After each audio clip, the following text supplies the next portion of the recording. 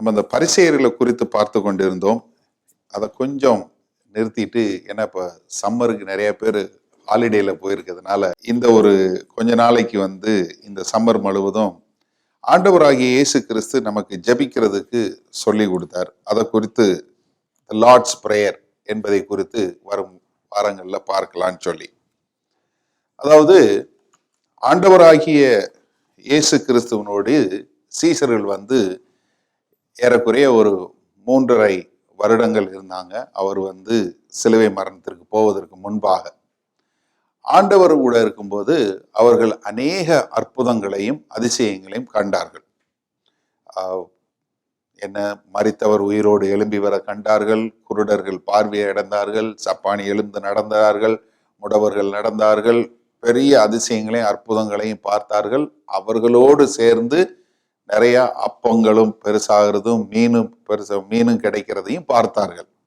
ஆனா ஆண்டவராகிய இயேசு கிறிஸ்துட்ட போய் அவங்க என்ன கேட்டாங்கன்னா, எங்களுக்கு எப்படி மரித்தவர்களை உயிரோடு எழுப்புறதுன்னு கேட்கல, எப்படி அப்பத்தை பெருக்கிக்கிட்டே இருக்கலாம், அப்ப நாங்க சமைக்கவே தேவையில்லை ஆண்டவரே, ஒரு அப்பம் மட்டும் வச்சுட்டு வாழ்க்கை பூரா வண்டி ஓட்டிடுறோம்னு கேட்கல.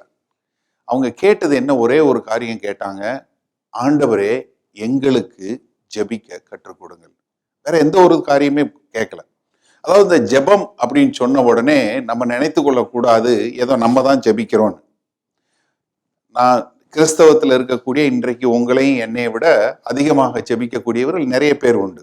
முஸ்லீம் மதத்துல பார்த்தீங்கன்னா அவங்கள போல ஒரு கூடி ஒரு 3 வேளை இல்லை 5 வேளை எவ்வளவு நேரம் தொழுக முடியுமோ தொழுது அவர்கள் செய்யக்கூடிய காரியங்கள் நிறைய உண்டு. அதே போல இந்து மதத்துல உள்ளவர்களும் அவர்களும் நிறைய உடலை வருத்தி ஜபிக்கக்கூடிய காரியங்களும் உண்டு. இந்த மாதிரி நிறைய நீங்க பார்த்தீங்கன்னா ஜபிக்கக்கூடியவர்கள் ஏராளம் உண்டு. ஆனா நம்மளும் ஜபிக்கிறோம். ஆனா என்ன வித்தியாசம்னா, மற்றவர்களுடைய ஜபம் கேட்கப்படுவதில்லை, நம்மளுடைய ஜபம் கேட்கப்படுவதற்கு காரணம் என்னன்னா, நம்ம ஆண்டவராகிய இயேசு கிறிஸ்துவின் மூலமாய் ஜபிக்கிறதுனால. யோவான் 14வது அதிகாரம் 6வது வசனத்துல சொல்லும் போது என்ன சொல்றாரு, நானே வழியும் சத்தியமும் ஜீவனுமாய் இருக்கிறேன், என்னை அல்லாமல் வேறு ஒருவனும் பிதாவினிடத்தில் வரான். அப்போ நமக்கு என்ன முக்கியம்னா, நம்ம ஜெபம் ஆண்டவராகிய இயேசு கிறிஸ்துவின் மூலமாய் நம்ம ஜெபிக்கிறோம், ஆண்டவர்கிட்ட நம்ம ஜெபிக்கிறோம். ஆனா சில வேளைகள்ல நம்மளுடைய ஜெபங்கள் கேட்கப்படுவதில்லை, சிலருக்கு பல வேளைகள்ல கேட்கப்படுவதில்லை. அப்போ என்னன்னா, நம்ம ஜெபிக்கிறது சரியான முறையில ஜெபிக்கிறோமா இல்ல தவறான முறையில ஜெபிக்கிறோமா? ஆண்டவர் எந்த ஒரு காரியத்தையும் சொல்லி கொடுக்கறதுக்கு முன்பாக என்ன சொல்றாருன்னா, எப்படி செய்யக்கூடாதுன்னு சொல்லிட்டு எப்படி செய்யணும்னு சொல்லி கொடுக்கிறார். நீங்க மத்தேயு 6வது அதிகாரத்திற்கு திருப்பிக் கொள்ளுங்கள். 5வது வசனம் 6வது வசனம் வாசிங்க சிஸ்டர். மத்தேயு 6வது அதிகாரம் 5, 6.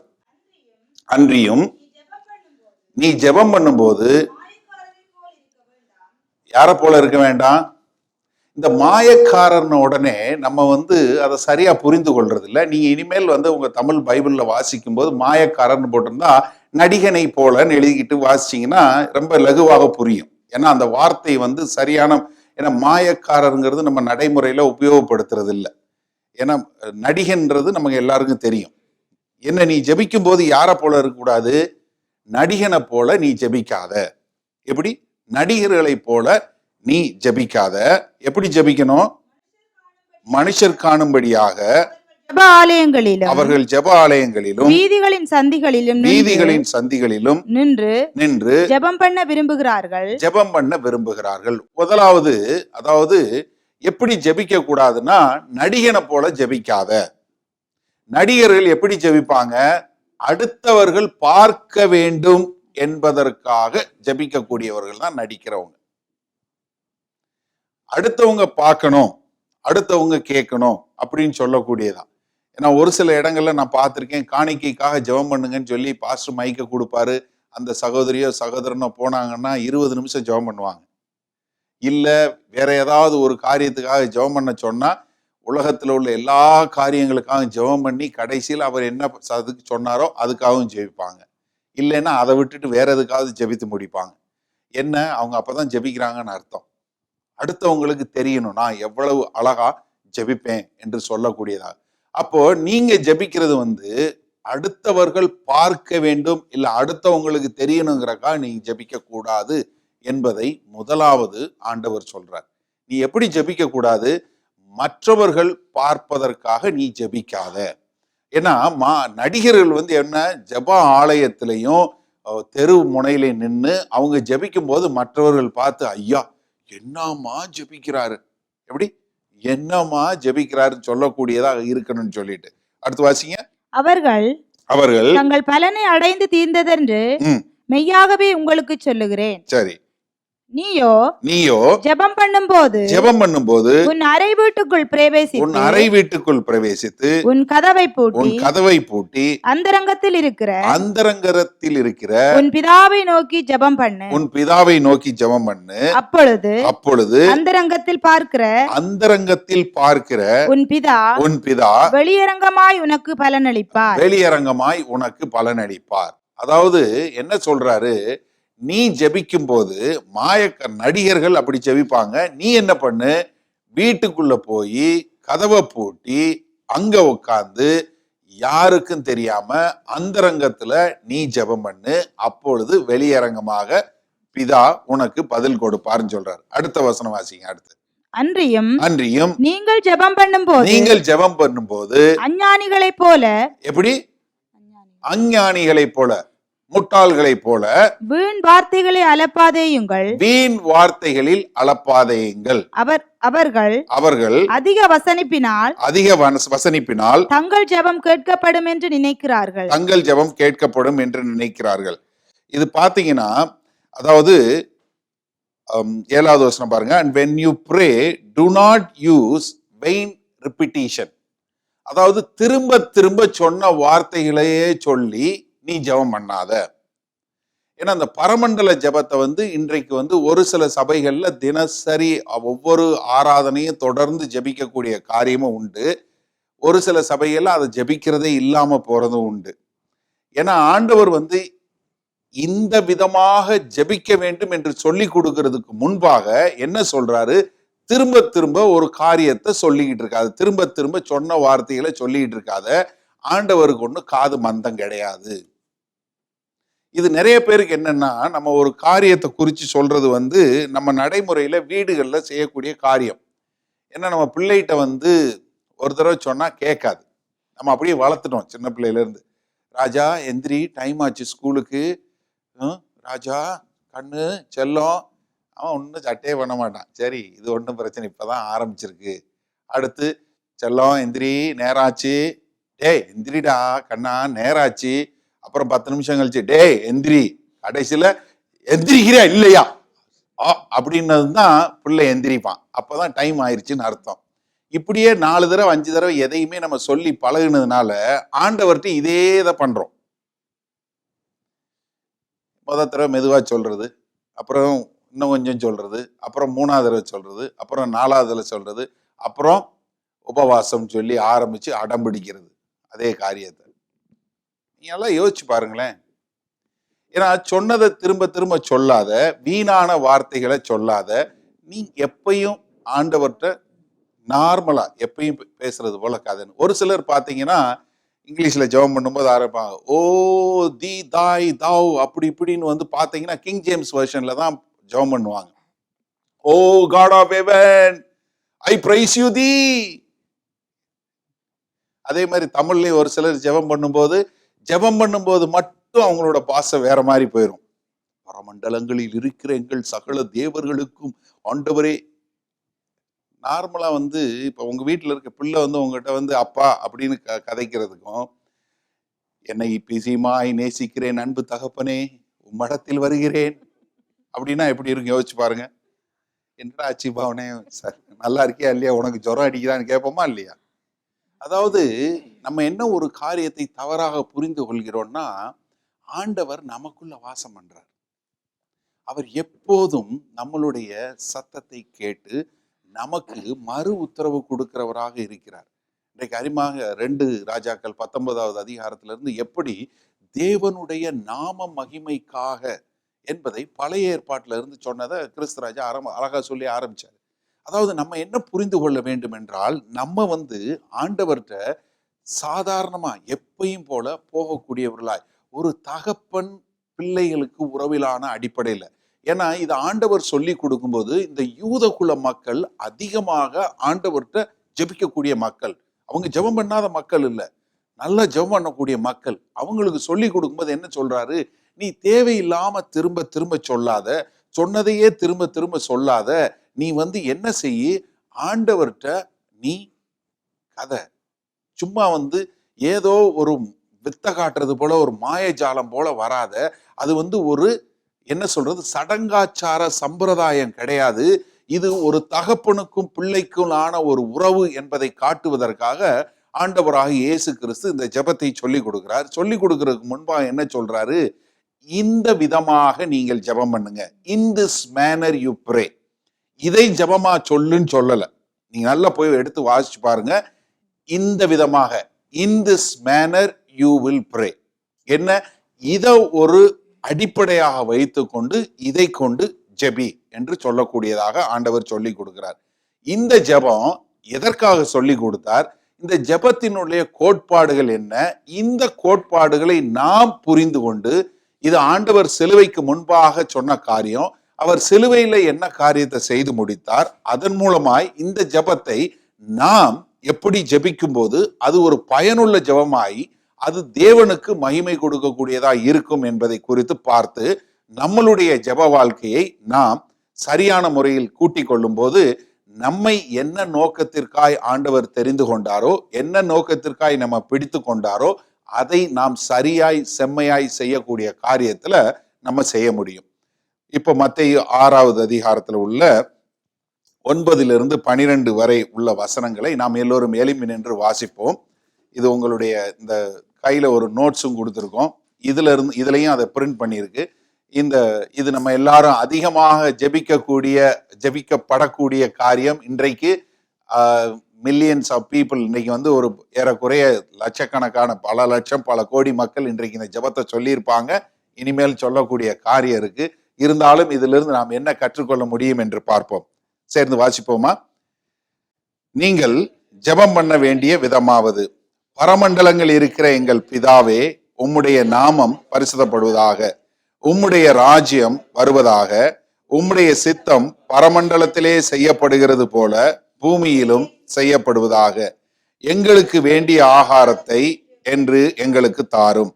எங்கள் கடனாளிகளுக்கு நாங்கள் மன்னிக்கிறது போல எங்கள் கடன்களை எங்களுக்கு மன்னியும். எங்களை சோதனைக்குட்பண்ணாமல் தீமையினின்று எங்களை ரட்சித்துக் கொள்ளும். ராஜ்யமும் வல்லமையும் மகிமையும் என்றென்றைக்கும் உம்முடையவைகளே, ஆமேன். உட்காருங்கள். நான் சின்ன பிள்ளையிலிருந்து சபைக்கு போனதுனால இந்த ஜெபத்தை கண்ணை மூடிக்கிட்டு ரொம்ப வேகமா, ஒரு சில சகோதரிகள் வேகமா சொன்னாங்கல்ல, அந்த மாதிரி இதை கண்ணை மூடிட்டு என்னால சொல்ல முடியும். ஒரு பிரச்சனை இல்லை. என்னோட எண்ணங்கள்ல வேற இருந்தாலும் இந்த ஜெபத்தை படபடன்னு சொல்ல முடியும். ஏன்னா அவ்வளவு தூரம் பாடம் பண்ணிட்டோம். அதனால இதனுடைய ஆழத்தை நாம் புரிந்து கொள்வதில்லை. இதேதான் லூக்கா 11வது அதிகாரத்திலையும் 2 - 4 வசனங்கள்ல போடப்பட்டிருக்கிறது. ஆனா என்னன்னா, இது ரெண்டுக்கும் ஒரு சின்ன வித்தியாசம் இருக்கு. அதை நம்ம வரும் நாட்கள்ல குறித்து பார்ப்போம்.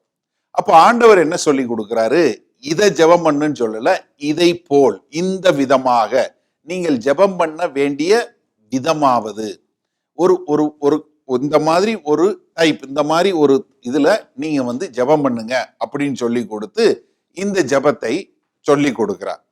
இந்த ஜெபத்தினுடைய ஒரு ஓவர்வியூ என்று சொல்லக்கூடியதாக அதை இன்றைக்கு பார்த்து விட்டு பின்பாக நம்ம இதை என்ன ஏதுன்னு பார்ப்போம். சரியா? முதலாவது, இந்த ஜெபத்துல உள்ள முதல் 3 காரியங்கள் என்னன்னா, தேவனுக்கு அடுத்தவைகள், தேவனை குறித்தவைகள். அதாவது ஜெபம் ஆரம்பிக்கும் போது என்ன சொல்றாரு, பரமண்டலங்களில் இருக்கிற எங்கள் பிதாவே, உம்முடைய நாமம் பரிசுத்தப்படுவதாக. அதாவது என்னன்னா, முதல்ல அவருடைய மகிமையை குறித்தது, தேவனுடைய நாம மகிமைக்கு. இன்றைக்கு மறுபடியுமாக 2 ராஜாக்கள் 19வது அதிகாரத்துல வாசித்தது போல, ஆண்டவரே உம்முடைய நாம மகிமைக்காக எங்களை ரட்சியும். அந்த தேவனுடைய மகிமை மிகவும் முக்கியமான ஒரு காரியம். அதனால தேவனுடைய மகிமை குறித்தது. முதல்ல எடுத்த உடனே நம்ம என்ன ஆரம்பிக்கிறோம், பரமண்டலங்கள் இருக்கிற எங்கள் பிதாவே, தகப்பனை குறித்து பேசுகிறோம். ஆனா என்னன்னா அவருடைய மகிமையை குறித்து முதலாவது பேசுகிறோம். இரண்டாவது என்ன? உம்முடைய நாமம் பரிசுத்தப்படுவதாக. ஆண்டவருடைய நாமம் பரிசுத்தப்படக்கூடியதாய் இரண்டாவது காரியத்தை சொல்லிவிட்டு மூன்றாவது காரியம் என்ன சொல்லுகிற? பரமண்டலங்கள்ல செய்யப்படுவது போல உம்முடைய ராஜ்யம் வருவதாக, உம்முடைய சித்தம் செய்யப்படுவதாக. என்ன? ஆண்டவரே உம்முடைய ராஜ்யம் வரட்டும், உம்முடைய ராஜ்யம் இங்கு ஆளுகை செய்யட்டும், உம்முடைய சித்தம், நீங்கள் என்ன செய்ய சித்தமாய் இருக்கிறீர்களோ அந்த காரியங்கள் இங்கு நடைபெறட்டும் என்று சொல்லக்கூடியதாய் முதல் மூன்று காரியங்களும் தேவனுக்கு அடுத்த காரியங்கள். அடுத்து வரக்கூடிய மூன்று காரியங்களும் நம்மை குறித்த காரியங்கள். என்ன? எங்களுக்கு வேண்டிய ஆகாரத்தை இன்று தாரும். இந்த மாசத்துக்குரிய ஆகாரம் இல்ல, இந்த வருஷத்துக்குரிய ஆகாரம் இல்ல. என்ன ஆகாரம்? இன்றைக்கு. அதாவது நம்ம வரும் நாட்கள்ல இதை ஆழமா பார்ப்போம்.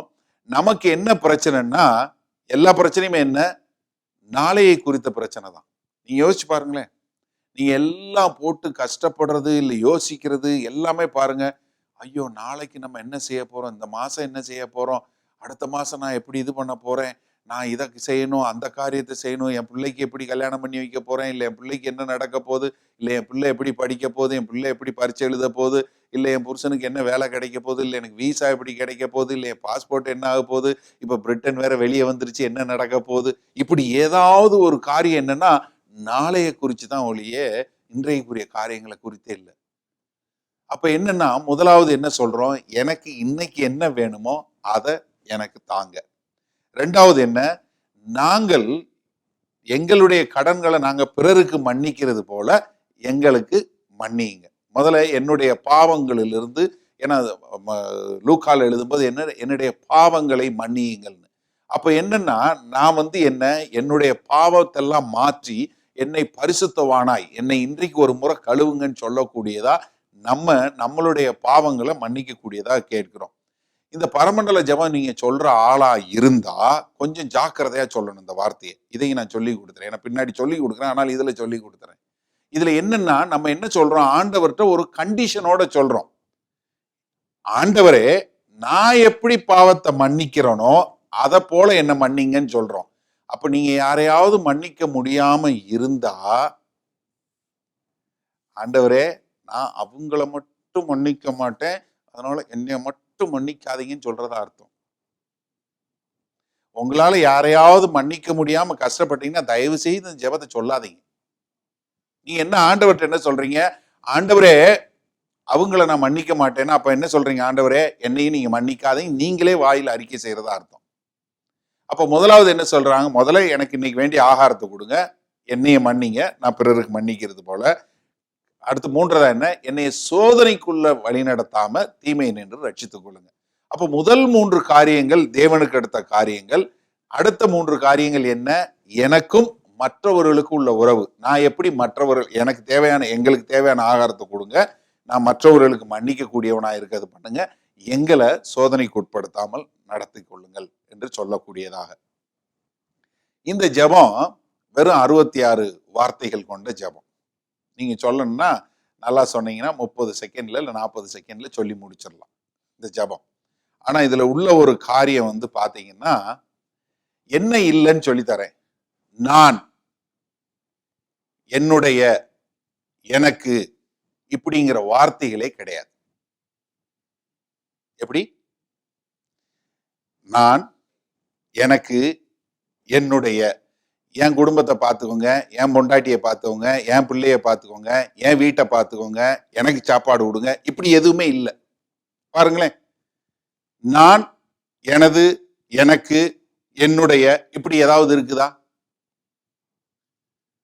ஹலோ, என்ன எல்லாரும் காலையில இவ்வளவு அமைதி ஆயிட்டீங்க? 9 மணி சர்வீஸ்ல இவ்வளவு எல்லாம் குவைட் ஆயிட்டீங்க. எங்கேயாவது இருக்கா? இல்ல. என்ன? ஏன் இல்ல? நம்ம அதாவது கிறிஸ்தவன்கிறது ஒரு தனி ஆளாக வாழவே முடியாது. இப்போ உங்க ஜெபத்தை யோசிச்சு பாருங்களேன் ஒரு நிமிஷம்.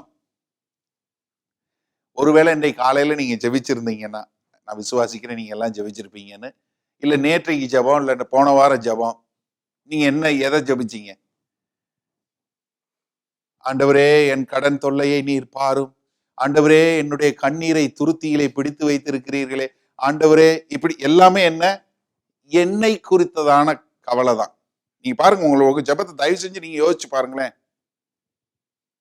அதாவது ஏன்னா ஆண்டவர் இதனாலதான் சொன்னாரு, புத்தி இல்லாதவன் போல நீ ஜெபிக்காதன்னு சொல்லிட்டு தான் அதை சொல்லி கொடுக்கிறார்.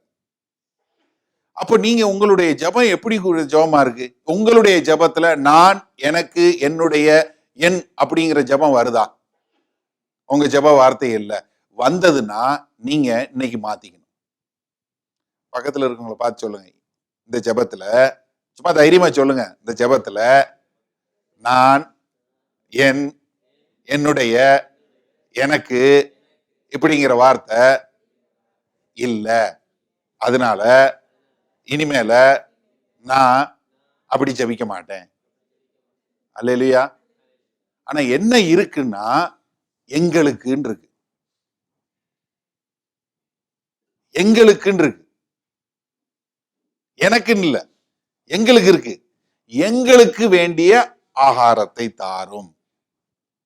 எங்களுக்கு, அதாவது ராஜ்யம், இது தேவனுடைய ராஜ்யம், ராஜ்யத்தினுடைய பிள்ளைகள் நம்ம எல்லாம். அப்ப நம்ம எல்லாருமே, அதனாலதான் நம்ம எல்லாரும் வேறு வேறு தகப்பனுக்கும் வேறு வேறு தாய்க்கு பிறந்திருந்தாலும் நமக்கு எல்லாம் இருப்பது ஒரே பரமபிதா. நம்ம எல்லாரும் அதனாலதான் praise the Lord sister, praise the Lord பிரதர்ன்னு சொல்றோம். அது சும்மா வெறும் வார்த்தை கிடையாது, அது உண்மையானதாக இருக்க வேண்டும். அதனாலதான் இதுல சொல்லக்கூடிய வார்த்தை பூரா என்ன, எங்களுக்கு. நீங்க நல்லா வாசிச்சு பாருங்க, எல்லாமே எங்களுக்கு தான். அடுத்து இன்னொரு பதம் என்ன இருக்கு, உம்முடைய. எங்களுக்கு தேவையான காரியங்களை செய்யுங்க, எங்களுக்கு தேவையான ஆகாரத்தை கொடுங்க, எங்களை மன்னியுங்க, எங்களை சோதனைக்கு உட்பிரவேசிக்காமல் நடத்துங்கன்னு சொல்லிட்டு, ஆனா முன்பகுதி பூரா என்ன, உம்முடைய காரியங்கள் நடட்டும், உம்முடைய ராஜ்யம் வரட்டும், உம்முடைய சித்தம் நிறைவேறட்டும், உம்முடைய நாமம் மகிமைப்படட்டும், உம்முடைய நாமம் பரிசுத்தப்படட்டும். இதெல்லாம் என்ன, நாங்க எல்லாம் சேர்ந்து செய்யறது என்ன, உம்முடைய காரியங்கள். நாங்க எல்லாம் சேர்ந்து செய்யறது உம்முடைய காரியம்.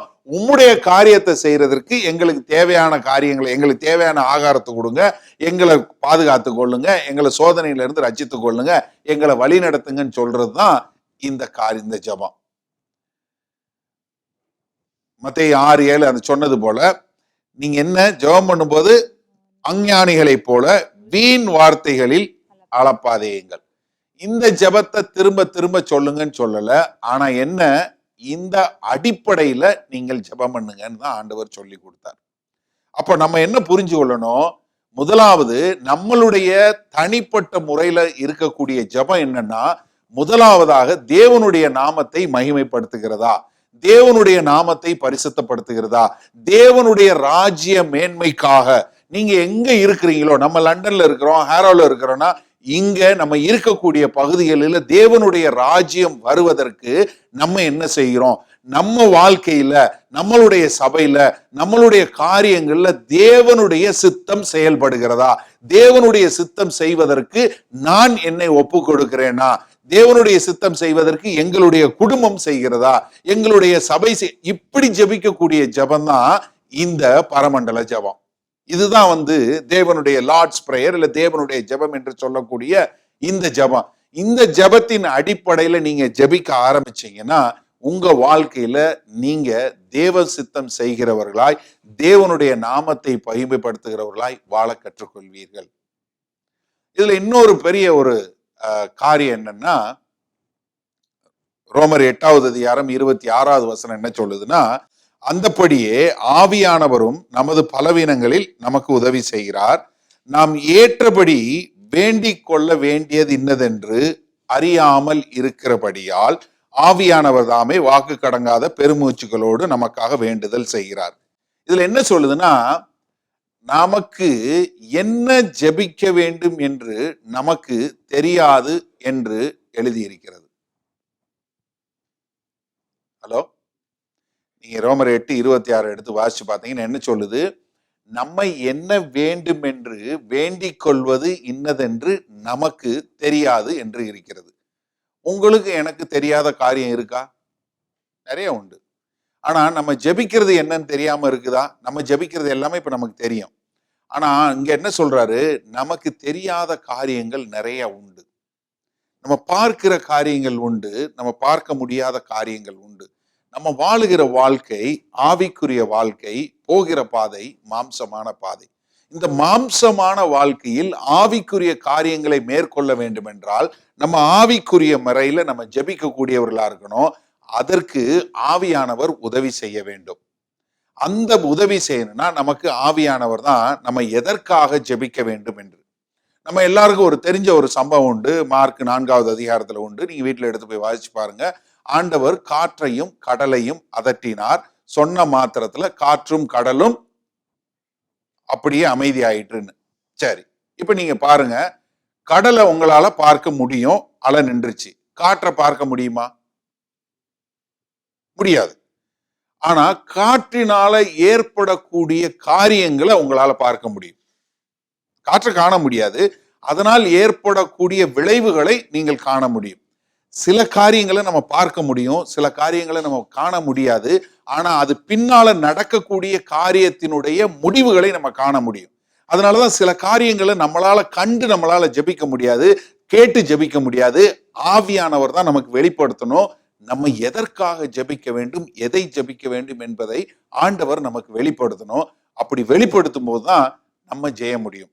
இந்த காரியத்துல, இந்த ஜெபத்திலையும் ஆவியானவர் உதவியோடு நம்ம என்னென்ன ஜெபிக்க முடியும் என்பதை குறித்து பார்ப்போம். இதுல ஒரு 11 பாயிண்ட் இருக்கு பாருங்க, உங்க நோட்ஸ்ல இருக்கு பாருங்க. முதலாவது, எங்கள், இப்படி சொல்றது என்ன காட்டுதுன்னா, நான் சுயநலம் இல்லாத ஒரு ஆவியாக இருக்கிறேன். என்ன, எனக்கு ஆவியானவர் என்னத்துக்கு உதவி செய்யறாரு? என்னை குறித்தே நான் பார்க்காதபடி வாழ்வதற்கு எனக்கு உதவி செய்கிறார். உங்க பிரச்சனையில யாரு? கண்ணாடி முன்னாடி போய் நின்று பாருங்க, தெரியும். அந்த கண்ணாடிக்குள்ள தெரியறாள் தான் பிரச்சனை. ஆனா நம்ம என்ன, பக்கத்துல இருக்கவங்கள தான் எப்பயும் பிரச்சனைன்னு சொல்லி பாக்குறோம். அப்ப இது என்ன பண்றாரு? முதல்ல ஆவியானவர் தன்னுடைய சுயநலம் அல்லாத வாழ்க்கை வாழ்வதற்கு அந்த ஆவி குறிக்கிறது. இரண்டாவது என்ன? பிதாவே, எங்கள் பிதாவே. இப்ப பிதாவேன்னு சொல்லும் போது என்னன்னா, இது ஒரு குடும்பம், தகப்பனும் பிள்ளைக்கும் உள்ள உறவு. ஏன்னா ரோமர் 8:15 சொல்றது போல, நீங்கள் மீண்டும் பயப்படுவதற்கான ஆவியை கொடாமல் அப்பா பிதாவே என்று அழைக்கக்கூடிய புத்திர சுவிகாரத்தின் ஆவியை கொடுத்திருக்கிறார். இப்ப இது என்ன, நீங்க எங்கள் பிதாவேன்னு சொல்லும்போது என்ன, அது ஒரு குடும்ப உணர்வையும் ஒரு தகப்பனுக்கும் பிள்ளைக்கும் உள்ள உறவை கொடுக்கக்கூடிய அந்த ஆவியை குறிக்கின்றது. மூன்றாவதாக, உம்முடைய நாமம் பரிசுத்தப்படுவதாக. இது என்னன்னா, பக்தி மரியாதை, ஆண்டவர் மேல் வைத்திருக்கிற ஒரு ரெவரன்சியல் ஃபியர், தேவனை குறித்த ஒரு பக்தி. அதே சமயத்துல அதனால் ஏற்படக்கூடிய, பக்தியினால் ஏற்படக்கூடிய ஒரு பயம். அதனாலதான் அது பக்தி மரியாதை என்று தமிழ்ல போட்டிருக்கோம். ஏன்னா பயம்னா, நம்ம முன்னாடி சொன்னது போல பயந்து போய் ஆண்டவர்கிட்ட வரல, ஆனா அவருடைய பரிசுத்த அண்ட சராசரங்களை உருவாக்கிய அந்த மகா பெரிய தேவன் எனக்கு தகப்பன் இருந்தாலும், நான் தகப்பனா இருந்தாலும் அவருக்கு உரிய மரியாதையோடு கனத்தோடு நான் அவரிடம் வர வேண்டும் என்று சொல்லக்கூடிய ஒரு பக்தி மரியாதை. ஏன்னா இன்றைக்கு என்ன ஆயிடுச்சுன்னா, ஒரு சில சபைகள்ல தேவனை குறித்த பெரிய பயம். அதனால எல்லாரும் என்ன, அந்த பக்கத்துல இருந்து இந்த பக்கமே வரமாட்டாங்க. ஆனா இங்க பெந்தகாஸ்தல் சபையில இன்னொரு எண்டு, நம்ம அப்பா அப்பான்னு சொன்னதுனால இங்க நடைமுறையிலே போடா டாடிங்கிறனால ஆண்டவரையும் போடாண்டு போயிடுறான். ரெண்டுமே தவறு. நீங்க நன்றாக புரிஞ்சு கொள்ளணும். ஏன்னா ஆண்டவர்கிட்ட நம்ம வரும்போது அவர் தகப்பன் என்று இருந்தாலும் அவருக்கு உரிய கணத்தையோ மரியாதையோ எக்காலத்திலும் நம்ம குறைத்து மதிவிடக்கூடாது. அவருக்கு அண்ட சராசரங்களுக்கும் எல்லாவற்றிற்கும் தேவன், ஆனாலும் எனக்கு தகப்பன். அந்த உறவை மறந்து விடக்கூடாது. அந்த உறவுக்குரிய மரியாதையும் பக்தியும் நம்ம என்றைக்குமே மறந்து விடக்கூடாது. ஏன்னா தகப்பன் சொல்றதுக்கு ஆவியை கொடுத்திருக்கிறார், அதனால நான் என்ன வேணாலும் சொல்லலாம், கிடையவே கிடையாது. தயவு செய்து தவறா புரிஞ்சுக்கலாம். ஏன்னா முன்னாடி ஏன்னா அது நடைமுறையில இருக்கக்கூடிய காரியங்கள்னால சொல்றேன். ஏன்னா நம்ம வயசுல உள்ளவங்களுக்கு தெரியும், முன்னாடி சின்ன பிள்ளையா இருக்கும்போது நம்ம அப்பா முன்னாடி உட்கார முடியாது, அப்பா சொல்லும்போது எதிர்த்து பேச முடியாது. இன்னைக்கு பசங்க முன்னாடி நம்ம பேசுறது கஷ்டமா இருக்கு. ஏன்னா எதுக்கு எடுத்தாலும் ஒரு கேள்வி வச்சிருக்கான், ஒய், அவ்வளவுதான். ஒய்ன்னு கேட்டு கேட்டு அப்புறம் கடைசியில இவனுக்கு பதிலே சொல்ல முடியாத அளவுக்கு இப்ப அப்பாவை கேள்வி கேட்கிற அளவுக்கு ஆயிட்டானுங்க. அதே இதுல இருக்கிறதுனால நம்ம ஆண்டவர் வந்து உனக்கு அப்பான்னு உடனே ஒய்ங்கிறான் ஆண்டவர்கிட்டையும். ஏன்னா மறந்துடக்கூடாது. ஏன்னா பக்தி மரியாதை என்னைக்குமே, அதனால நம்ம பிள்ளைகளுக்கு இதை சொல்லிக் கொடுக்க வேண்டியது மிகவும் அவசியம். நான்காவதாக, உம்முடைய ராஜ்யம் வருவதாக. ஏன்னா தேவனுடைய ராஜ்யத்திற்கு மேல் நம்ம வந்து அவர் வரப்போகிறார், அவருடைய காரியங்களை செய்ய போகிறார். உம்முடைய ராஜ்யம் வருவா, அந்த விசுவாசத்தோடு ஆண்டவருக்கு நம்ம அறிக்கை செய்யக்கூடியதாக அந்த ஆவியை குறிக்கிறது. அடுத்தபடியாக, உம்முடைய சித்தம் செய்யப்படுவதாக. இது என்னன்னா நம்மளுடைய கீழ்ப்படிதலின் ஆவி. நான் உம்முடைய சித்தம் செய்வதற்கு என்னை நான் ஒப்பு கொடுக்கிறேன், நான் உம்முடைய வார்த்தைக்கு கீழ்ப்படிந்து நடக்கிறேன் ஆண்டவரே என்று சொல்லக்கூடியதான கீழ்ப்படிதலின் ஆவியை குறிக்கிறது. அடுத்தபடியாக, எங்களுக்கு வேண்டிய ஆகாரத்தை இன்று எங்களுக்கு தாரும். இது என்னன்னா அவரை சார்ந்து இருக்கக்கூடிய ஆவியின் அதிகாரம். ஆண்டவரே உம்மை சார்ந்து நான் இருக்கிறேன். ஏன் ஒரு மாசத்துக்கு சாப்பாடு கொடுத்தா என்ன ஆகும் நினைச்சு பார்க்க மாட்டான்ல. நீங்க நல்லா யோசிச்சு பாருங்க. இஸ்ரவேல் தேச மக்களுக்கு ஆண்டவர் வந்து வனாந்திரத்துல தினசரி மன்னா கொடுத்தார். அது ஏன் ஒரு வாரத்துக்கு மன்னா கொடுக்கல? ஏன்னா நீங்க பின்னாடி வந்து பாத்தீங்கன்னா தெரியும், சரித்திரத்துல எடுத்து பாருங்க. அவங்க அதை விட்டு அவங்களுடைய தேசங்களுக்கு வந்தாங்க, வாக்குத்தத்தம் பண்ண போட்ட பூமிக்கு வந்தாங்க. உபாகமம் புஸ்தகம் முழுவதும் என்ன சொல்றாரு? நீ கட்டாத வீட்டுல போய் குடியிருப்ப, நீ போடாத திராட்சை தோட்டத்துல பொறுங்கி சாப்பிடுவ, நீ செய்யாத காரியங்களை உனக்கு ஆண்டவர் கொடுப்பாரு, எல்லாமே வந்து உனக்கு பெரிய ஒரு ஆசீர்வாதமா இருக்கும். ஆனா நீ சாப்பிட்டுட்டு வயிறு நிறைய சாப்பிட்டுட்டு திருப்தி அடைஞ்சு ஆண்டவரை மறந்துடாத. அதான் உபாகம புஸ்தகத்தை ஒரு வரியில சொல்லணும், இதான் சொல்லணும். உனக்கு அங்கு நடக்கக்கூடிய அசாதாரணமான காரியங்கள் ரொம்ப சாதாரணமா தெரியும். அதுல நீ திருப்தி அடைஞ்சிட்டு உன்னுடைய தேவனை மறந்து விடாதே. அதனாலதான் ஆண்டவர் சொல்லும்போது, ஆண்டவர் சாத்தான் வந்து இது பண்ணும்போது, நீ வந்து இந்த கல்ல அப்பமா மாத்தும் போது என்ன சொன்னாரு ஆண்டவர்? மனுஷன் அப்பத்தினால் மாத்திரம் அல்ல, தேவனுடைய வாயிலிருந்து புறப்பட்டு வரும் ஒவ்வொரு வார்த்தையினாலும் பிழைப்பான். என்னன்னா அது தினசரி வார்த்தை, இந்த நாளுக்குரிய வார்த்தை. அந்த மாதிரி தினசரி நம்ம தேவனுடைய வார்த்தையை கேட்டு அந்த வார்த்தையின் மூலமாய் பலனடைந்து வாழக்கூடிய மக்களாய், ஆண்டவரே நான் உம்மை சார்ந்து வாழுகிறேன் என்று சொல்லக்கூடிய அந்த ஆவியினுடைய காரியங்களை குறிக்கிறது. அடுத்தபடியா, எங்கள் பாவங்களை எங்களுக்கு மன்னியும். இது மனம் திரும்புதலின் ஆவியை. நான் மனம் திரும்ப வேண்டும். நான் தினசரி இந்த பாவமான உலகில வாழ்றேன். எரேமியா 17:9 சொன்னது போல நல்லபடியான காரியம் இல்லவே இல்லை. என்னோட இருதயத்துல நல்ல காரியமே இல்லை. எனக்கு ஒரு சுத்த இருதயத்தை கொடுங்க, என் பாவத்தை மன்னியுங்கள் ஆண்டவரே, எங்களுடைய பாவங்களை மன்னியுங்கள் என்று சொல்லக்கூடியதா பாவ மன்னிப்பின் ஆவியை மனம் திரும்புதலின் ஆவியை குறிக்கிறது. அடுத்தபடியா, எட்டாவதாக, எங்களை சோதனைக்குட்பண்ணாமல் தீமை நின்று காத்து ரட்சித்துக் கொள்ளும் என்கிறது. என்னன்னா, எனக்கு ஒரு பாதுகாப்பு கொடுக்கக்கூடிய ஒரு ஆவி உண்டு. ஏன்னா 1 கொரிந்தியர் 10:13 வாசிங்க சிஸ்டர். அதாவது நான் வந்து என்ன ஒரு சோதனைக்கு உட்பண்ணப்பட்டாலும் எதுக்குள்ள போனாலும் அந்த சோதனைக்கு மத்தியில நான் அதுல விழுந்து போகாதபடி எனக்கு ஒரு பாதுகாப்பு வேண்டும். அந்த பாதுகாப்பை கொடுக்கக்கூடிய ஒரு ஆவி எனக்கு ஒன்று சொல்லக்கூடியதாய் அது சொல்லுது பாருங்க. வாசிங்க. மனுஷருக்கு நேரிடுகிற சோதனையே அல்லாமல் வேறே சோதனை உங்களுக்கு நேரிடவில்லை. தேவன் உண்மையுள்ளவராய் இருக்கிறார். உங்கள் திராணிக்கு மேலாக நீங்கள் சோதிக்கப்படுவதற்கு அவர் இடம் கொடாமல் சோதனையை தாங்கத்தக்கதாக, நல்ல கவனிங்க, சோதனையை தாங்கத்தக்கதாக, சோதனையோடு கூட அதற்கு தப்பிக்கொள்ளும்படியான அதில் தப்பிக்கொள்ளும்படியாக போக்கையும் உண்டாக்குவார். உன் திராணிக்கு மேல நீ சோதிக்கப்பட மாட்ட. ஆனா நீ சோதனைக்குள்ள போகும்போது அதை தாங்கி கொள்ளக்கூடிய ஒரு கிருபையை கொடுப்பாரு. அது மாத்திரமல்ல, அதுல வந்து ஒரு எஸ்கேப் ரூட்டும் கொடுப்பார். இந்த பில்டிங் தீ பிடிக்காது, ஆனா இந்த பில்டிங் தீ பிடிச்சா தப்பிச்சு போவதற்கு ஃபயர் எஸ்கேப் வச்சிருக்கோம். அதே போல ஆவியானவர் நீ ஏதாவது ஒரு சோதனைக்குள்ள போக மாட்ட, சோதனைக்கு உட்படாமல் பாதுகாப்பாரு. ஆனா நீ சோதனைக்குள்ள போனேன்னா அந்த சோதனையை தாங்கி கொள்ளக்கூடிய ஒரு கிருபையை கொடுப்பாரு. அந்த சோதனையிலையும் உனக்கு வந்து ஒரு ஃபயர் எஸ்கேப் இருக்கிற மாதிரி, உங்களுக்கு புரிஞ்சுக்கிற மாதிரி சொன்னா ஃபயர் எஸ்கேப் இருக்கு, ஃபயர் ரூட் போட்டு நம்ம நம்ம இது பார்த்துருக்கீங்களா? பிரிட்டன்ல எந்த மீட்டிங் போனாலும் முதல்ல என்ன சொல்லுவாங்க? ஓகே, இன்னைக்கு எதுவும் ஃபயர் ட்ரில் இல்ல, ஃபயர் எக்ஸைட் இங்க இருக்கு, அங்க இருக்கு, ஃபயர் ஜாயினிங் பாயிண்ட் அங்க இருக்கு, டாய்லெட் இங்க இருக்கு. இதை சொல்லிட்டு தான் மீட்டிங்கே ஆரம்பிச்சிருக்காங்க. நீ பார்த்துருக்கீங்க, எங்க போனாலும் இதை சொல்லுவாங்க. நம்மளே புதுசா வேற இடத்துல கூட்டினாலும் இதை சொல்லிட்டு தான் ஆரம்பிக்கிறோம். காரணம் என்ன? நீ பாதுகாப்பா இருக்கிற, உனக்கு பயம் இல்லை, நீ பாதுகாப்பா இருக்கிற. இங்கேயும் அதேதான். ஆண்டவர் என்ன? ஒரு பாதுகாப்பான ஆவியை குறிக்கக்கூடியதா இருக்கிறது. அடுத்தபடியாக, ராஜ்யம் உம்முடையவைகளே. இது என்ன? ஆண்டவர் மேல் வைத்திருக்கிற திட நம்பிக்கை. ஏன்னா அவருடையவைகள் தான் எல்லாம் என்று சொல்லக்கூடியதாக. அதுக்கப்புறம் என்ன?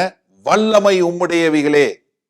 நாங்கள் எல்லாம் El Shaddai, almighty God, வல்லமையான தேவன் அப்படின்னா என்ன அர்த்தம்? நமக்கு வெற்றி நமதே அப்படிங்கிற ஒரு வெற்றி களிப்பின் ஆவியை கொடுக்கிறது.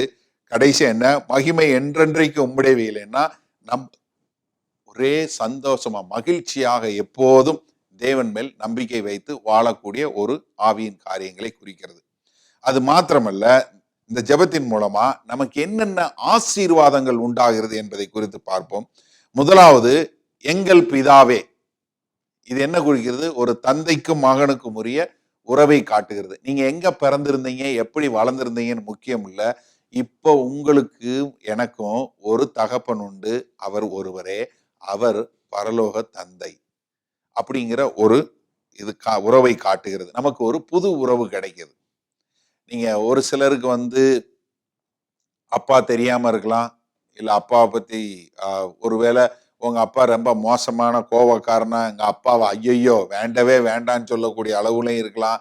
இல்ல உங்க அப்பாவை நீங்க சின்ன வயசுல இழந்திருக்கலாம். இல்ல ஒரு சிலர் உங்க அப்பா அவர் ஒரு முன் உதாரணம் இல்லாத ஒரு ஆளா இருந்திருக்கலாம்.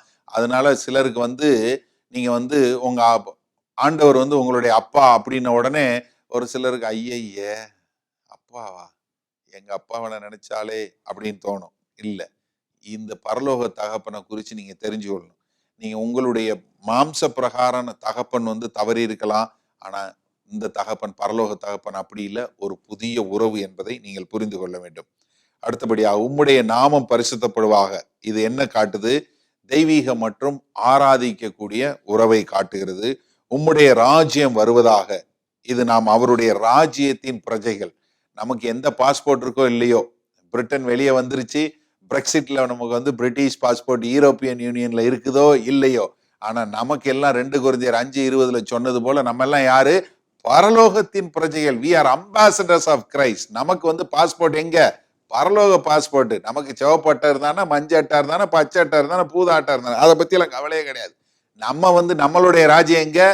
அவருடைய ராஜ்யத்தினுடைய பிரஜைகள். நமக்கு பவுண்டு மேல போனான்னா கீழே வந்தான்னு அதை பத்தி கவலையே கிடையாது. ஏன்னா நம்மளை போஷிக்கக்கூடிய தேவன் அவருடைய ராஜ்யத்தின் பிரஜைகள். அவர் பார்த்து கொள்வார். அதை நம்ம புரிஞ்சு கொள்ளணும். ஏன்னா நம்மளுடைய சிட்டிசன்ஷிப் நாட் ஹியர். சரியாக புரிஞ்சு கொள்ளக்கூடிய ஒரு உறவை கொடுக்கிறது. அடுத்தபடியாக, உம்முடைய சித்தம் செய்யப்படுவதாக. அப்படின்னா என்ன? ஆண்டவரே, நீங்கள் என்னுடைய முதலாளியாக இருங்க, நான் உங்களுக்கு கீழ்ப்படிந்து நடக்கிறேன்னு.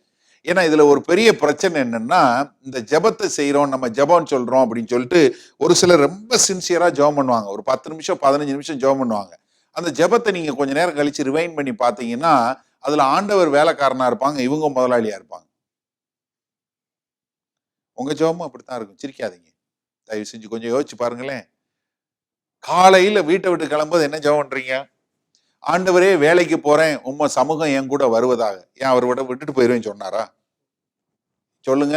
இதோ சகா காலமும் உங்களோட கூட இருப்பேன். யோவான் 14:15-12 இருந்து சொல்லும் போது, யோவான் 14:14 என்ன சொல்றாரு?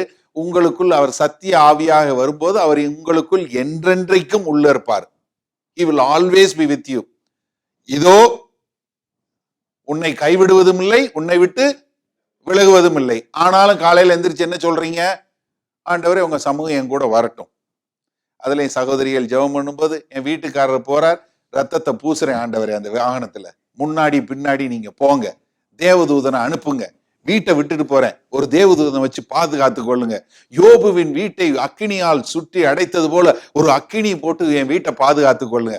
பிள்ளைகளை பள்ளிக்கூடத்துக்கு அனுப்புறேன், அவங்க கூட போங்க, அவங்க எங்கேயும் விழுந்துராதபடி.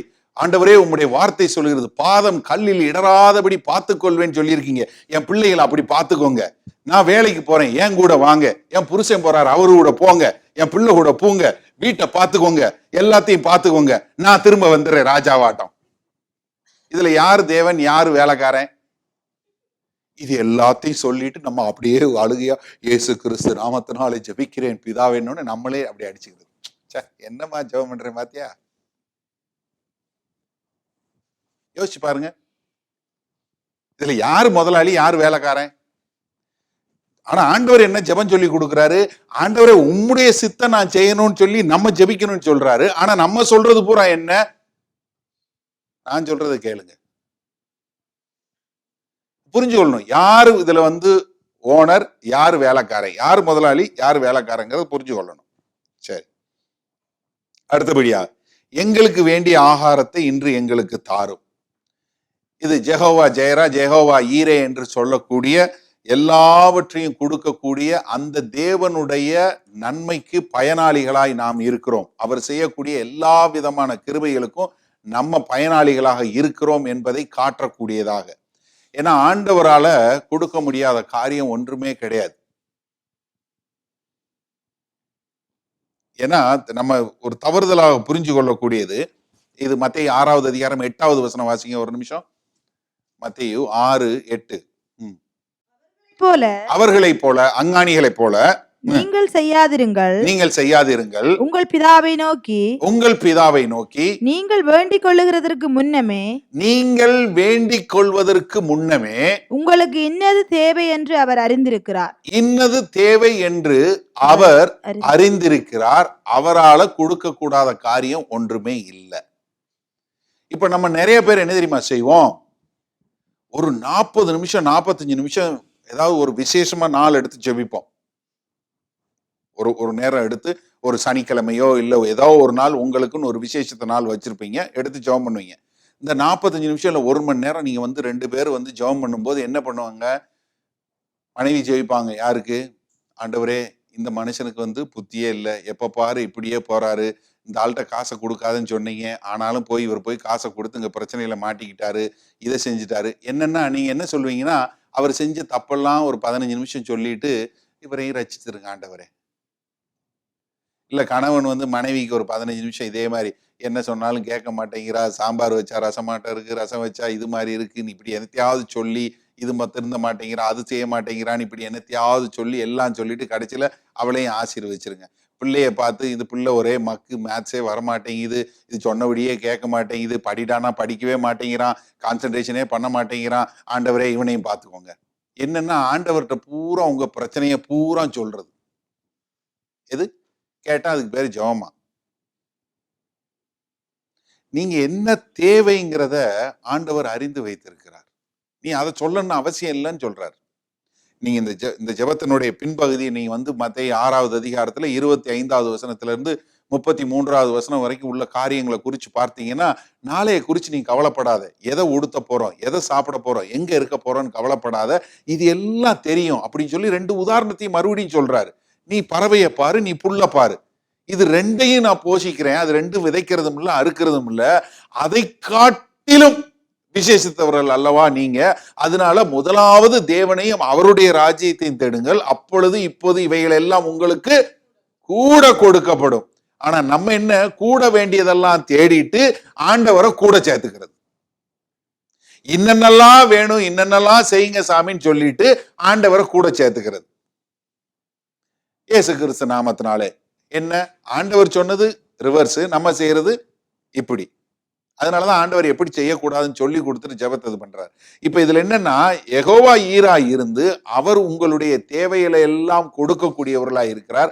அதை பயன்பெறக்கூடிய பயனாளிகளாக நாம் இருக்கிறோம் என்பதை புரிந்து கொள்ளக்கூடிய ஒரு உறவு. அடுத்து 6வதாக, எங்கள் பாவங்களை எங்களுக்கு மன்னியும். இது என்னன்னா, ஒரு பாவிக்கும் ஒரு இரட்சகருக்கும் உள்ள உறவை குறிக்கக்கூடியதாக. நான் ஒரு பாவி, அவர் ஒரு பரிசுத்தவான். அது மாத்திரமல்ல, அவர் என்னை ரட்சிக்கிற இரட்சகர். எனக்கு ஒரு இரட்சகர் வேண்டும் என்பதை உணர்வு கொடுக்கக்கூடியதாக பாவிக்கும் இரட்சகருக்கும் உள்ள ஒரு உறவை கொடுக்கிறது. அடுத்து 7வதாக, எங்களை சோதனைக்குட்பண்ணாமல் தீமை நின்று எங்களை ரட்சித்துக் கொள்ளும். இது என்னன்னா, நம்முடைய வாழ்க்கையில தினந்தோறும் நான் நடப்பதற்கு எப்படி? நான் இந்த சோதனையில போயிடக்கூடாது ஆண்டவரே, எந்த ஒரு சோதனையில போயிடாம என்னை பாதுகாத்து கொள்வதற்கு நீங்க என்னுடைய தகப்பனாய் இருந்து, என்னை போஷிக்கிறவராய் இருந்து, என்னை வழிநடத்துகிறவராய் இருந்து, என்னை பாதுகாத்து, என்னை ஆற்றி தேற்றி வழி நடத்துகிற தெய்வமா நீங்க இருக்கிறதுனால, நாங்க எப்போதும் உம்முடைய வெளிச்சத்தின் பாதையில, சங்கீதம் 119, 105 சொன்னது போல, உம்முடைய வேத வசனம் எனக்கு வெளிச்சம், என் பாதைக்கு வெளிச்சமாய் இருக்கிறது என்று சொல்லக்கூடியதாய், நாம் அவருடைய வெளிச்சத்தில் நடக்கக்கூடியவர்களாய், தினந்தோறும் நாம் நடக்கக்கூடியவர்களாய் இருக்கிறோம் என்று சொல்லக்கூடியதாக இருக்கிறது. இந்த ஜெபத்துல இன்னொரு காரியம் என்னன்னா, நம்மளுடைய கடந்த காலம், நம்மளுடைய நிகழ்காலம், நம்மளுடைய எதிர்காலம், இந்த மூன்றுமே இந்த ஜெபத்தில் அடங்கி இருக்கு. என்ன? கடந்த காலம் என்ன? நம்மளுடைய பாவங்கள் எல்லாம் நம்மை துரத்துவது, நம்மளுடைய இது பண்றது என்ன? கடந்த காலங்கள். அதுல உள்ள எல்லா கடந்த காலத்திலும் என்னுடைய பாவங்கள் எல்லாவற்றையும் மன்னித்து என்னை ஒரு பரிசுத்தவானாய், நான் தேவனோடு சேர்ந்து இசைந்து வாழ்வதற்கு என்னுடைய பாவங்கள் ஒரு இடைவெளியை உண்டு பண்ணாதபடி, அந்த பாவங்களுக்கெல்லாம் ஒரு பாவ நிவாரணமாய் என்னுடைய பாவத்தை எல்லாம் மன்னித்து என்னை ஒரு பரிசுத்தவானாய் உம்முடைய சமூகத்தில் நான் ஒரு நீதிமானாய் நிற்கக்கூடிய ஒரு இதை கொடுங்க சுவாமி என்று சொல்லக்கூடியதாய் கடந்த காலத்திற்கு இது. நிகழ்காலத்துக்கு என்ன? இந்த நாளுக்கு எனக்கு என்ன ஆகாரம் வேண்டுமோ, இந்த நாளுக்கு எங்களுக்கு தேவையான எல்லா ஆகாரத்தையும், எனக்கு என்னென்ன தேவையோ அந்த தேவைகளை எல்லாம் நீங்க கொடுக்க போறீங்க. அதற்காக நான் உங்களோடு ஜெபிக்கிறேன். அடுத்து என்ன? எதிர்காலத்தை குறித்து, நான் நடந்து போற பாதையில நான் சோதனைக்குள்ள போய் நான் சிக்குண்டு விடாதபடி, நான் என்னுடைய வழி தவறி விடாதபடி, என்னுடைய வழியை நீங்கள் சரி பண்ணி, எனக்கு எங்க ஒரு எஸ்கேப் ரூட் வேணுமோ, எங்க நான் போகிற சோதனையில எனக்கு எங்க அதை தாங்கி கொள்ளக்கூடிய கிருபை வேண்டுமோ அந்த கிருபையை கொடுங்க. எந்த பக்கத்துல நான் போகக்கூடாதோ அந்த பக்கம் போகாதபடி என்னுடைய எதிர்காலத்தை பாதுகாத்து கொள்ளுங்க என்று சொல்லக்கூடியதாய் இன்று 3 காலங்களையும் சரி பண்ணக்கூடியதாக இந்த ஜெபம் இருக்கிறது. இப்ப இந்த ஜெபத்தை வருகிற நாட்கள்ல நம்ம இன்னும் கொஞ்சம் ஆழமாக பார்க்க போறோம். இந்த பிரேயர் இதை மட்டும் உங்க தமிழ் நோட்ஸ்ல இங்கிலீஷ்ல அடிச்சுட்டேன். ஏன்னா இது இங்கிலீஷ்ல தமிழ்ல முடியல, எனக்கு தெரியல எப்படி மாத்த முடியும்னு. ஏன்னா பிரேயருங்கிறது ஜெபம் பீல தான் தொடங்குது. அதனால 8 P's, 8 P அப்படின்னு சொல்லக்கூடியதா. பிரேயர் என்ன? ஒண்ணு அவர் father who art in heaven, அது ஆண்டவருடைய பெட்டர்னிட்டி என்பது ஒரு தகப்பன், ஒரு குடும்ப உறவை காட்டக்கூடியது. ரெண்டாவது ஹாலோட் பி யுவர் நேம் என்பது கொடுக்கிறது பிரையாரிட்டி, அது தேவனுடைய முக்கியத்துவத்தை, அதாவது முதன்மையானது என்ன, அவருடைய நாமம் என்று சொல்லக்கூடியதாய். அடுத்தபடியாக உம்முடைய ராஜ்யம் வருவதாக என்பது என்ன? புரோகிராம், அதனுடைய திட்டம், தேவனுடைய திட்டமாக இருக்கிறது. அடுத்தபடியாக யோர் வில் பி டன் என்று சொல்வது என்ன? ஒரு பர்பஸ், அது நோக்கம், நம்ம எதற்காக இருக்கிறோம், தேவனுடைய சித்தம் இந்த பூமியில் நிறைவேற வேண்டும் இருப்பதற்காக இருக்கிறோம் என்பதாக பர்பஸ். அடுத்தபடியாக give us this day our daily bread, இது என்ன? ஆண்டவருடைய ப்ரொவிஷன், நமக்கு தேவைகளை சந்திக்கக்கூடிய, யெகோவா ஈரே என்று சொன்னது அந்த தேவைகளை சந்திக்கக்கூடிய ஒரு ப்ரொவிஷன் என்பதாக. அடுத்தபடியாக ஃபர்கிவ் அவர் ட்ரெஸ்பாசஸ், அது என்ன? என்னுடைய பாவங்களை மன்னியும் என்று நம்ம கேட்பது ஒரு பாவ மன்னிப்பு ஜெபமாக, ஒரு பாடன் இருக்கக்கூடியதாக, பேர்டன்ல பாடன். அடுத்தபடியாக lead as not into temptation, அது ஆண்டவருடைய ப்ரொடெக்ஷன், அவருடைய பாதுகாப்பு. அடுத்தபடியாக கடைசியா yours is the kingdom, the power and the glory, உம்முடைய ராஜ்யமும் வல்லமையும் மகிமையும் என்றென்றைக்கு உம்முடையவைகளே என்பது ப்ரீ எமினன்ஸ் என்று சொல்லக்கூடியதாய், அதாவது தேவன் எல்லாவற்றிலும் மேலாக இருக்கிறார் என்பதை சொல்லக்கூடியதாக, ஆண்டவருடைய ப்ரீ எமினன்ஸ் என்று சொல்லக்கூடியதாக. இனி வரப்போகிற நாட்களில் இந்த காரியங்களை குறித்து இதன் மூலமாய் நம்மளுடைய ஜெப வாழ்க்கையில் நாம் எப்படி ஜெபிக்க வேண்டும் என்பதை குறித்து நம்ம பார்க்கலாம். அதாவது இது உங்களுக்கு இன்றைக்கு எவ்வளவு தூரம் புரிஞ்சது தெரியல. நான் இது மொத்தமாக இது என்ன கோட்பாடின் கீழ் இந்த ஜெபம் இருக்கிறது என்பதை குறித்து உங்களுக்கு நான் சொல்லி கொடுத்துருக்கேன். அதாவது நம்மளுடைய ஜெபம் எதை குறித்து இருக்க வேண்டும்? ஆண்டவருடைய காரியங்களை குறித்ததாக இருக்க வேண்டும், நம்மளுடைய காரியங்களை குறித்தது அல்ல. என்னுடைய காரியங்களை குறித்ததல்ல, நம்முடையதை குறித்தது. முதல் 3 காரியங்கள் தேவனுக்கு அடுத்தவைகள், அடுத்த 3 காரியங்கள் நமக்கு அடுத்தவைகள். இதுல சுயநலமே கிடையாது. இன்றையிலிருந்து நீங்க இன்றைய செய்தியிலிருந்து நீங்க என்ன எடுத்துட்டு போறீங்களோ இல்லையோ, ஒரு காரியம் நீங்கள் தயவு செய்து எடுத்துக்கொள்ள வேண்டும். இது உங்களுடைய சுயத்தை குறித்தது அல்ல. நமக்காக வாழ்ந்தது போதும். நமக்கு கொடுக்கப்பட்ட வாழ்க்கை மிகவும் முக்கியமான ஒரு காரியம். உங்களுக்கு எவ்வளவு தூரம் தெரியும் தெரியல. இதற்கு முன்பாக வாழ்ந்த யாருமே அவர்களுடைய வீட்டையோ, வாகனத்தையோ, பணத்தையோ, நகையையோ எதையுமே எடுத்துக்கொண்டு செல்லவில்லை. எல்லாவற்றையும் விட்டு சென்று விட்டார்கள். ஒருவரும் ஒன்றையும் எடுத்துக்கொண்டு போகவே இல்லை. ஒரு முறை நான் அமெரிக்காவில் ஃபீனிக்ஸில் உள்ள இடத்துல இந்த சூட்டெல்லாம் ஹையர் பண்ணுற கடைக்கு போயிருந்தோம். அப்போ போகும்போது பார்க்கும்போது அங்கே இருந்த சூட்டெல்லாம் ரொம்ப சீப்பாக போட்டிருந்தாங்க. $5 $10. என்னன்னு கேட்டால் இது இறந்தவங்களுக்கு போடுறதுக்கான வாடகைக்காக வச்சுருக்கிறதுன்னு. என்னன்னு பார்த்தா அந்த சூட்டில் என்ன விசேஷம்னு கேட்டேன். எங்கேயுமே பாக்கெட் இருக்காதுன்னாங்க. யோசிச்சு பாருங்க.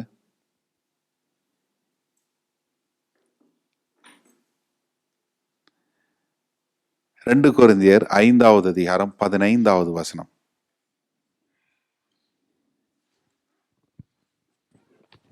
ரெண்டு கொரிந்தியர் 5:15.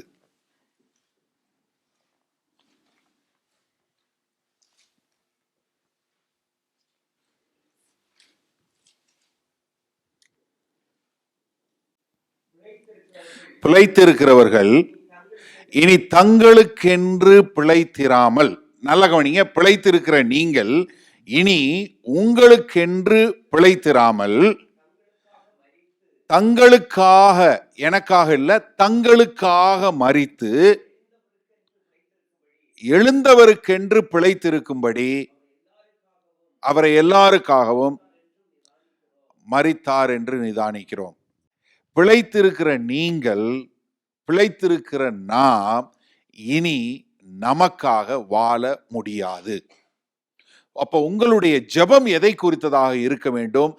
தேவனை குறித்ததாகவும், தேவனுடைய ராஜ்யத்தை குறித்ததாகவும், தேவனுடைய சித்தத்தை குறித்ததாகவும், இன்னொரு பக்கத்துல நம்மை குறித்ததாகவும் இருக்க வேண்டுமே தவிர உங்களுடைய சுயநலத்திற்கு ஏற்றதாக இருந்தால் நீங்கள் தவறி போய்வீர்கள். அப்ப என்ன பாஸ்டர், எனக்காக நான் ஜெபம் பண்ண வேணாமா? நான் என்ன செய்யறது? ஆண்டவர் உங்களை வழி நடத்துவார். உங்களை அழைத்த தேவன் உண்மையுள்ள தேவன். இன்றைக்கு பாடினோம், வாக்குத்தத்தம் பண்ணினவர் மாறிடார். அதை போல் ஆண்டவர் வாக்கு கொடுத்த வாக்கை காப்பாற்றக்கூடிய தேவன். அவர் எல்லாவற்றையும் நிறைவேற்றக்கூடிய தேவன். அப்போ நீங்க உங்களுடைய வாழ்க்கையினுடைய பிரதான நோக்கம் எதை குறித்து இருக்க வேண்டும்?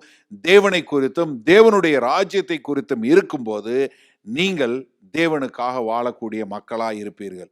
இன்றைக்கு ஒரு தீர்மானத்தோடு நீங்கள் போங்கள். இனிமேல் நான் எனக்காக ஜெபிக்க போறதில்ல, நான் ஜெபித்தா நமக்காக ஜெபிக்க போறேன். நான் ஆவிக்குரிய சகோதர சகோதரிகளுக்காக ஜெபிக்க போறேன். என்னுடைய ஜெபம் தேவனை குறித்ததாக இருக்க போகிறது. நான் எனக்காக வாழ்ந்தது போதும். இதோ 2 கொரிந்தியர் 5:15 சொன்னது போல, பிழைத்திருக்கிறவர்கள் நீ தங்களுக்கென்று பிழைத்திருக்கிறாமல் எங்களுக்காக மரித்து உயிர்த்தெழுந்து எங்களுக்குள் வாசம் செய்கிற அந்த ஆண்டவருக்காய், அவருடைய ராஜ்யத்திற்காய், அவருடைய சித்தத்தை செய்யக்கூடியவர்களாய் நாங்கள் ஒவ்வொருவரும் வாழ்வதற்காக நாங்கள் எங்களை ஒப்பு கொடுப்பதற்கு நான் அதில் என்ன பங்கு செய்ய வேண்டுமோ அதை செய்யக்கூடிய ஒரு தேவ கிருபை எனக்கு உண்டாகட்டும் என்று நீங்கள் ஒவ்வொருவரும் உங்களை ஒப்பு கொடுத்து ஜெபிக்கும் போது தேவன் நம்ம மூலமாய் நம்மை கொண்டு இந்த உலகத்தை மாற்றக்கூடியவராகவும் தன்னுடைய ராஜ்யத்தை கட்டக்கூடியவராகவும் காரியங்களை செய்வார். அதற்கு நீங்க உங்களை ஒப்பு கொடுப்பீங்களா? ஒரு நிமிஷம் கண்களை மூடியவர்களாய் நாம் ஆண்டவரை நோக்கி பார்ப்போமா?